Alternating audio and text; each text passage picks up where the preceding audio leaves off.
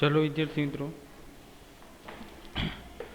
Last lecture में આપણે important પોઈન્ટની ચર્ચા કરી, ખૂબ જ અગત્યના હતા અને નીટ માટે વાત કરી એમ ખૂબ જ અગત્યના છે. જો તમે નીટના છેલ્લા 10 વર્ષના પેપર જુઓ તો ઘણા બધા ક્વેશ્ચન છે એ એકમ સદિશ અને દ્વિપરિમાણમાં એકમ સદિશનું જે ક્લાસિફિકેશન આપણે લાસ્ટ લેક્ચરમાં કર્યું એના બેઝ જ છે. તો એવા દાખલાઓ જે છે એ ખૂબ જ અગત્યના બની જાય છે જ્યારે તમારા માટે 4 માર્ક્સના હોય દાખલા. ત્યારે 4 માર્ક્સનો એક MCQ હોય છે નીટ માટે, તો એટલું બધું હાર્ડ છે નહીં. હવે આપણે એનાથી થોડું આગળ જોવાના છે કે ત્રિપરિમાણમાં સદિશ સ્વરૂપ કઈ રીતે દર્શાવાય છે, અને ત્યારબાદ આપણે જે છે એકમ સદિશના જે ઘટકો છે એના જે કમ્પોનન્ટ છે આઈ કેપ, જે કેપ અને કે કેપ, તો એ કમ્પોનન્ટના કયા ટાઈપના ગુણાકાર આવે છે એ પણ આપણે જોવાનું છે. ચલો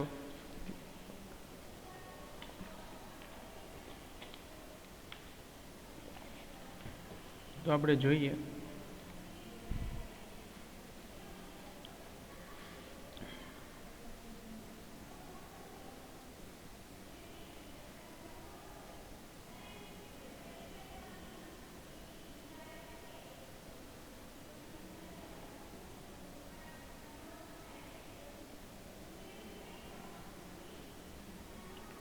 કે ત્રિપરિમાણમાં સદિશનું વિભાજન.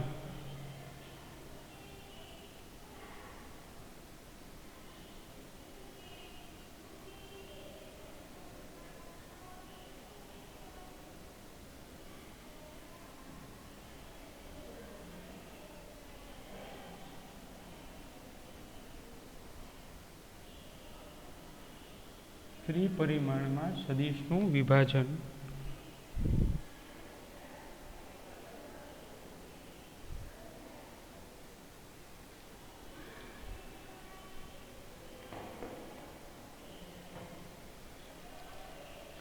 એટલે 3Dમાં, એટલે અહીંયા એક્સ, વાય અને ઝેડ ત્રણેય, એટલે લંબ યામાક્ષ. 2 લેક્ચર પહેલાં આપણે વાત કરી લંબ યામાક્ષ, તો એ લંબ યામાક્ષનો ઉપયોગ કરવાનો છે. ચલો આરામથી પહેલાં તો એની આકૃતિ છે એ થોડી કોમ્પ્લિકેટેડ છે, એટલે એ પહેલાં ખાસ જોઈ લ્યો.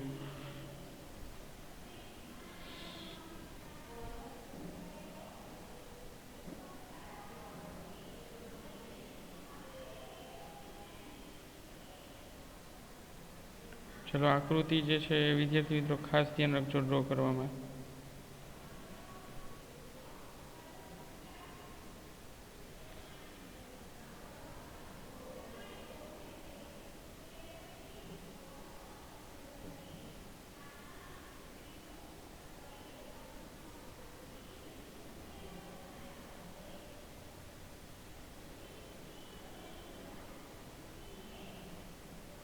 ચલો આ ખાલી ફોલો કરતા જ હું જે લાઈન ડ્રો કરું છું, જોઈન કરું છું, તો પણ તમને આવડી જશે. ચલો આ આખો એક ઘન બની ગયો 3Dમાં. તો આ જે લાઈન છે વિદ્યાર્થી મિત્રો, આ લાઈનથી ઉપર તરફ એક્ઝેક્ટ વાય એક્સિસનું નિર્માણ થાય છે, વાય અક્ષ. સેમ એવી જ રીતે જોઈએ તો આ જે છે એને સેન્ટરમાં રાખી, આ જે પોઈન્ટ છે આ ડાર્ક લાઈન કરું છું, એ જે પોઈન્ટને સેન્ટરમાં રાખી, તો આ થઈ ગઈ એક્સ ડાયરેક્શન. એક્સ અક્ષ વડે રિપ્રેઝેન્ટ કરી શકાય છે. અને આ જે ઘટક છે એને આપણે શું કહીએ છીએ, એ એક્સ. અને આ જે ઘટક છે એ ઘટકને આપણે નામ શું આપે છે, એ વાય. ચલો નામકરણ જે છે ખાસ. હવે આ વિદ્યાર્થી મિત્રો જો થોડો તમને આઈડિયા આવે 3D માટે, આ 90 ડિગ્રી એની સાથે આ 90 ડિગ્રી એની સાથે આ 90 ડિગ્રી, તો આ જે પોઈન્ટ મળે છે ડાર્ક વધારે કરું છું, એ વિદ્યાર્થી મિત્રો થશે ઝેડ અક્ષ.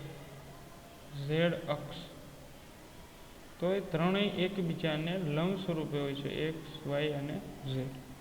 તો એ થઈ ગઈ ઝેડ અક્ષ. તો આ થઈ ગયું એ એક્સ.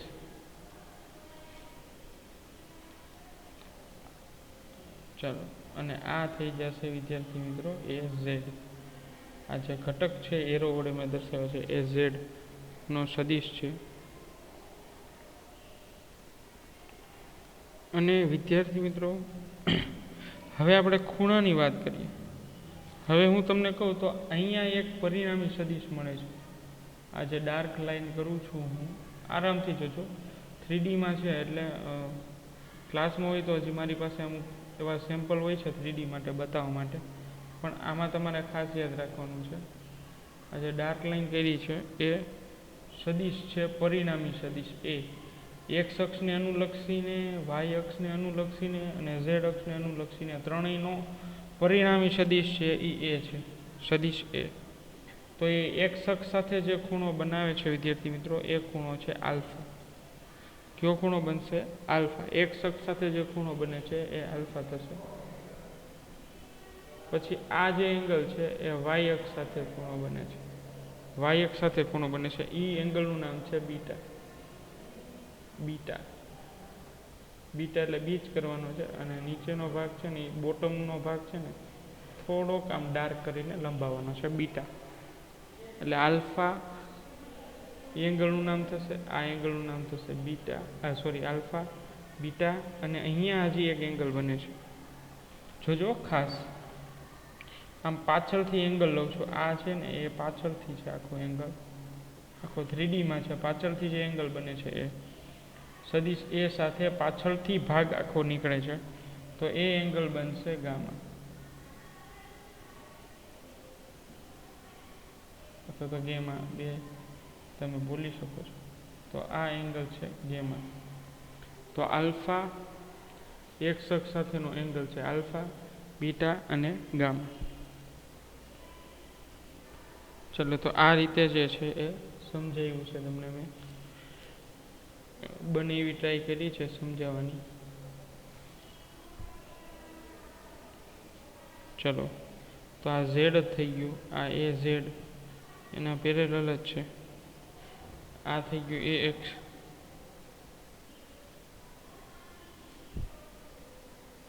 અને એ વાય તો તમને આપી દીધું છે.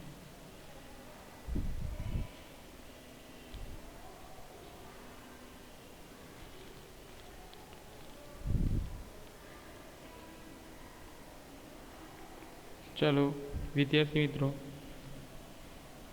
તો આ આખું 3D ની વાત થઈ ગઈ. તો હવે આપણે લખી શકાય કે પરિણામી સદિશ, આકૃતિ પરથી પરિણામી સદિશ, સદિશ એ રિઝલ્ટન્ટ વેક્ટર એ ના એક્સ વાય તથા ઝેડ સાથેના ખૂણાઓ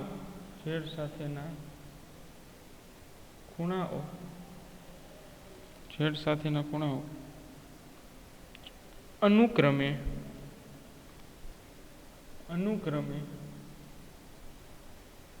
આલ્ફા, બીટા અને ગામા વડે દર્શાવેલા છે.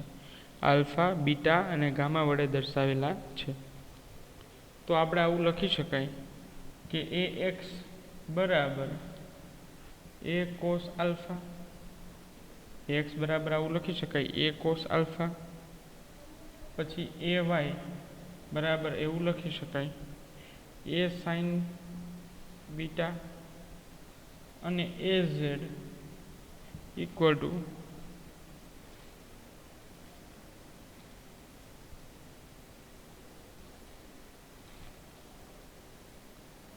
એ કોસ ગામા, આવું લખી શકાય. ચલો, આ ત્રણેય જે છે સમીકરણ 1, 2 અને 3 યાદ રાખવાના છે. ચાલો, તો આ રીતે તમે ત્રણેયના મૂલ્યો ઘટક સ્વરૂપે પણ લખી શકો છો. હવે વ્યાપક સ્વરૂપ તમને પૂછે, ઘણીવાર 1 માર્કના ક્વેશ્ચનમાં પૂછાય કે વ્યાપક સ્વરૂપ લખો, પરિણામી સદિશનું વ્યાપક સ્વરૂપ. તો એ આમ લખાશે,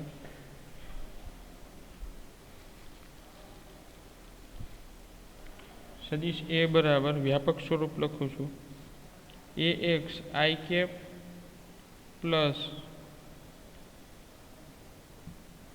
ay j કેપ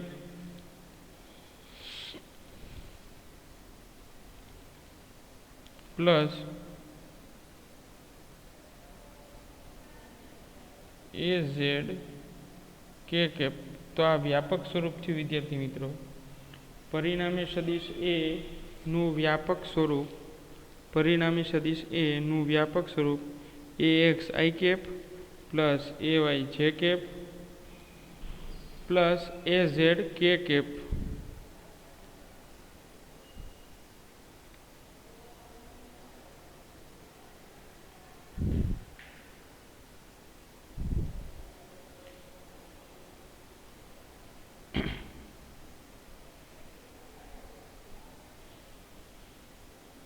તો આ રીતે વ્યાપક સ્વરૂપ તમે મેળવી શકો છો વિદ્યાર્થી મિત્રો.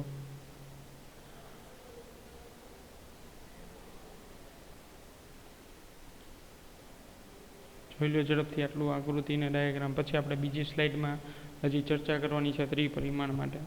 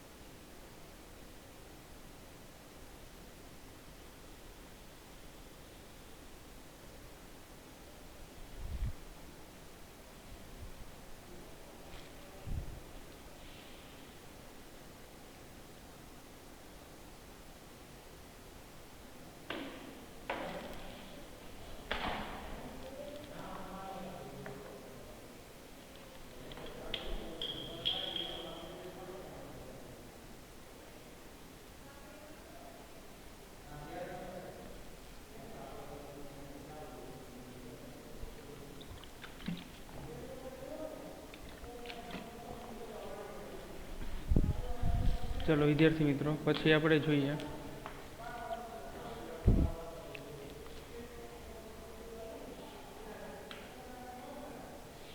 ચલો અહીંયા એક સ્લાઇડ ખાલી છે, ત્યાં લખી નાખીએ.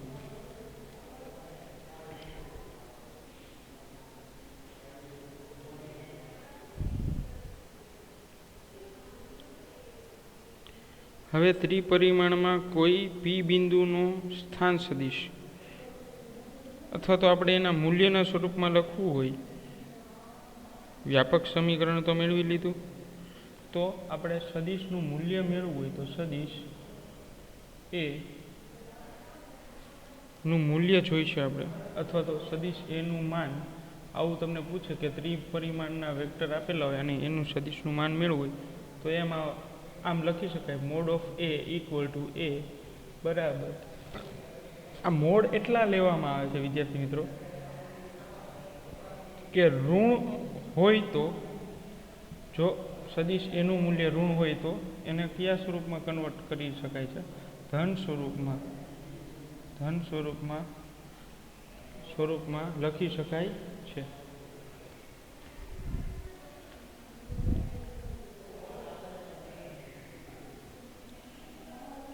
સમજાય મિત્રો?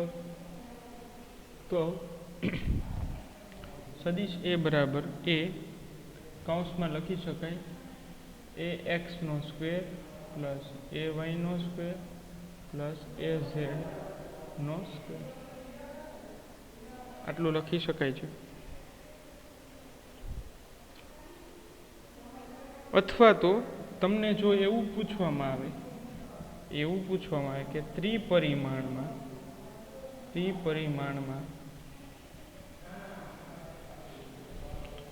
કોઈ પી બિંદુ પાસે કોઈ પી બિંદુ પાસે, આ ખાસ યાદ રાખજો, તમને એવું પૂછવામાં આવે એક્સિસને લગતું પરિણામી સદિશ સ્થાન સદિશ, કોઈ પી બિંદુનો સ્થાન સદિશ અથવા તો પી બિંદુ પાસે સ્થાન સદિશ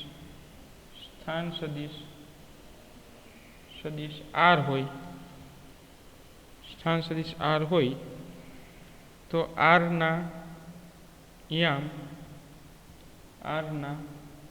યામ એક્સ વાય ઝેડ હોય.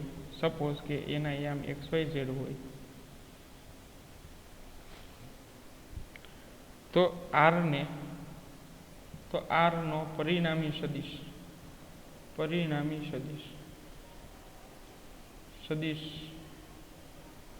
મૂલ્ય સ્વરૂપે મેળવવો છે. કયા સ્વરૂપે મેળવવો છે? મૂલ્ય સ્વરૂપે. જો આવું પૂછે વિદ્યાર્થી મિત્રો તો આમાં પણ કોઈ ટેન્શન લેવાની જરૂર નથી. તમે આ રીતે મૂલ્ય સ્વરૂપે મેળવી શકો છો.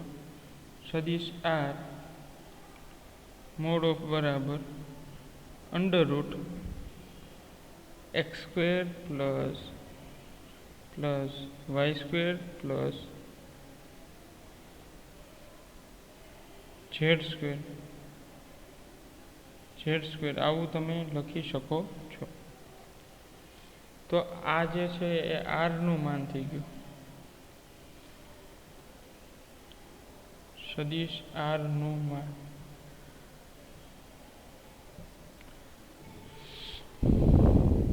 તો આમ વિદ્યાર્થી મિત્રો તમે એનું સદિશનું માન મેળવી શકો છો. તો દ્વિપરિમાણ માટે અને ત્રિપરિમાણ માટે તમે આ રીતે મેળવી શકો છો. હવે સપોઝ હું તમને થોડા પ્રેક્ટિસમાં આપું તો તમને આઈડિયા આવે.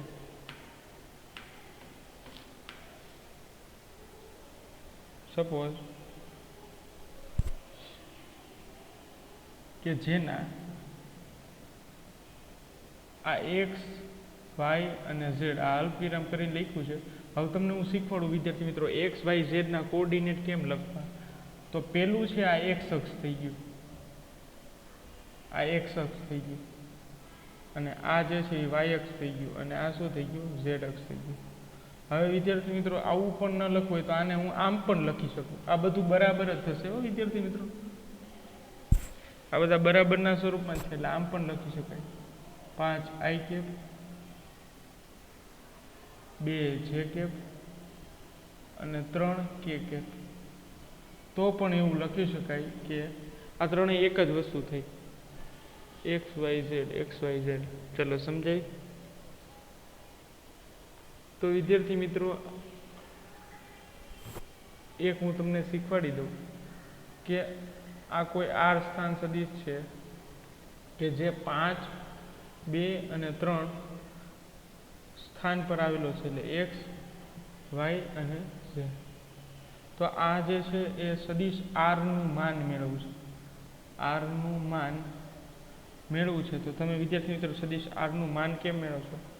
તો મોડ ઓફ સદિશ R equal to under root 5નો સ્ક્વેર પ્લસ 2નો સ્ક્વેર પ્લસ 3નો સ્ક્વેર. આ રીતે તમે એનું માન મેળવી શકો છો. તો સદિશ આર બરાબર મોડ ઓફ સદિશ આર, અથવા તો આને આર પણ મૂલ્યમાં થઈ ગયું છે તો આને આમ લખી શકો 25 પ્લસ 9 પ્લસ 4. આગળ પાછળ થઈ ગયું છે પણ પ્લસ છે એટલે ચાલશે. 9 4 13, 13 ને 25 એટલે આમ લખી શકાય આર બરાબર અંડર રૂટ 34 ને 38 38 થશે. તો એ કેલ્ક્યુલેટ કરી 25 ને 5 30, આમાં વધ્યા 4 4 8, તો 30 ને 8 38 એકમ. આટલા એકમ આરનું વેલ્યુ થશે. સ્થાન સદિશ આરનું મૂલ્ય જે છે એ અંડર રૂટ 38 જેટલું થશે.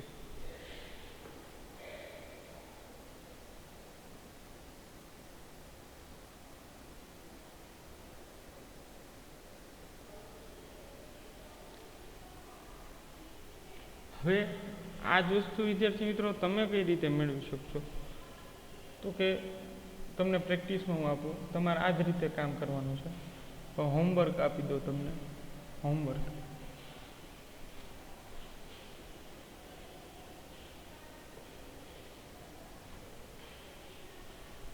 હોમવર્કમાં આપી દઈએ.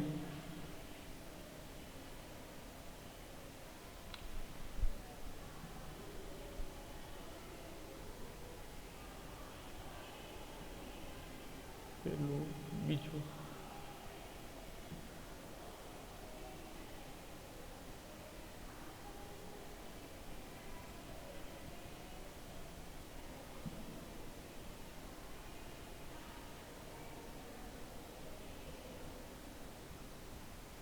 તમને આ હોમવર્કમાં હું એટલા માટે આપું છું તમારી સ્પીડ વધે.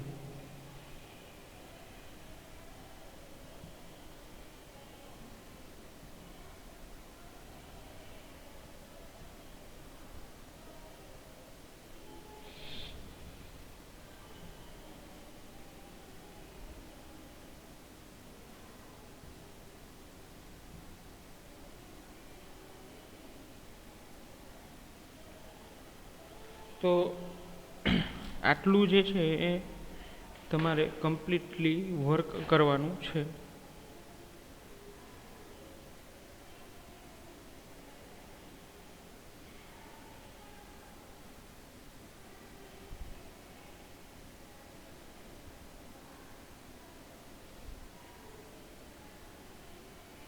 જોઈ લો જરૂરથી, આટલું તમારે કમ્પ્લીટલી હોમવર્કમાં તૈયાર કરવાનું છે.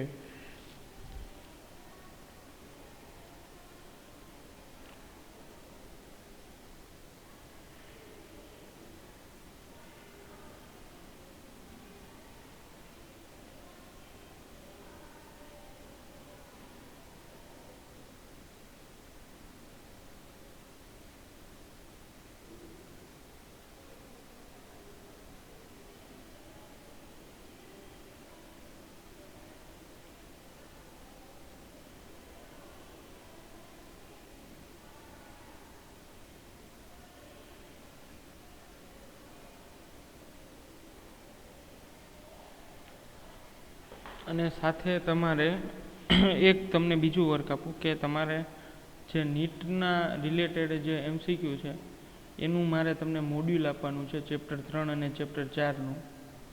ચેપ્ટર નંબર 3 અને ચેપ્ટર નંબર 4નું નીટ મોડ્યુલ આપવાનું છે. લખી દો તમે નીટ મોડ્યુલ. નીટ મોડ્યુલ એટલે ટૂંકમાં નીટમાં જે પૂછાય એવા MCQ ચેપ્ટર નંબર 3 અને ચેપ્ટર નંબર 4. તો એ મોડ્યુલની અંદર જે નીટમાં પૂછાઈ ગયા હોય ક્વેશ્ચન એ અત્યાર સુધીના અને એના રિલેટેડ આપવાના છે તમને. તો એ મોડ્યુલ તમે ખાસ કરી લેજો. અને ચેપ્ટર 3ની એક્ઝામ તમે બધા એ જે મોકલી દીધી તમે એ હું કમ્પ્લીટ કરી લઈશ જોઈને. તો પછી ચેપ્ટર 4 જેમ કમ્પ્લીટ થતું જશે એમ ચેપ્ટર 4ની પણ એક્ઝામ આપણે લેતા જશું. સમજાય છે? ચાલો,